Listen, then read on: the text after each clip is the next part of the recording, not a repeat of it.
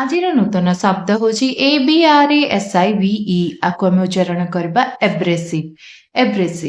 ଏବ୍ରେସିଭର ଅର୍ଥ ହେଉଛି ଘଷି ଦେବା ଜିନିଷ ବା କଠୋର ବ୍ୟବହାର। ଏବ୍ରେସିଭର ଦୁଇଟି ଅର୍ଥ ହେଉଛି ଗୋଟେ ହେଉଛି ଖରାପ ବ୍ୟବହାର କିମ୍ବା ଦ୍ୱିତୀୟ ଅର୍ଥ ହେଉଛି ଘଷା ଲାଗୁଥିବା। ଏବେ ଉଦାହରଣ ମାଧ୍ୟମରେ ବୁଝିବା। ପ୍ରଥମ ଉଦାହରଣ, sand paper is an abrasive material, ମାନେ ସାଣ୍ଡ ପେପର ଏକ ଘଷାକାରୀ ଉପାଦାନ। ଏବ୍ରେସିଭର ଅର୍ଥ ହେଉଛି ଘଷାକାରୀ, ମେଟେରିଆଲର ଅର୍ଥ ହେଉଛି ଉପାଦାନ। ଦ୍ୱିତୀୟ ଉଦାହରଣ, ହିଜ୍ ଏବ୍ରେସିଭ ଟୋନ୍ annoyed everyone, ମାନେ ତାଙ୍କ ଖରାପ ଭାବରେ କଥା କହିବା ସମସ୍ତଙ୍କୁ ବିରକ୍ତ କଲା। ହିଜ୍ର ଅର୍ଥ ହେଉଛି ତାଙ୍କ, ଏବ୍ରେସିଭର ଅର୍ଥ ହେଉଛି ଖରାପ, ଟୋନ୍ର ଅର୍ଥ ହେଉଛି କଥା କହିବା, annoyedର ଅର୍ଥ ହେଉଛି ବିରକ୍ତ କଲା, everyoneର ଅର୍ଥ ହେଉଛି ସମସ୍ତଙ୍କୁ। ଏମିତି ଭିଡ଼ିଓ ଦେଖିବା ପାଇଁ ଚ୍ୟାନେଲ ସହିତ ଯୋଡ଼ି ରୁହନ୍ତୁ। ଚ୍ୟାନେଲକୁ ଲାଇକ୍, ସେୟାର, ସବସ୍କ୍ରାଇବ କରିବେ। ରହିଲି, ନମସ୍କାର, ଜୟ ଜଗନ୍ନାଥ।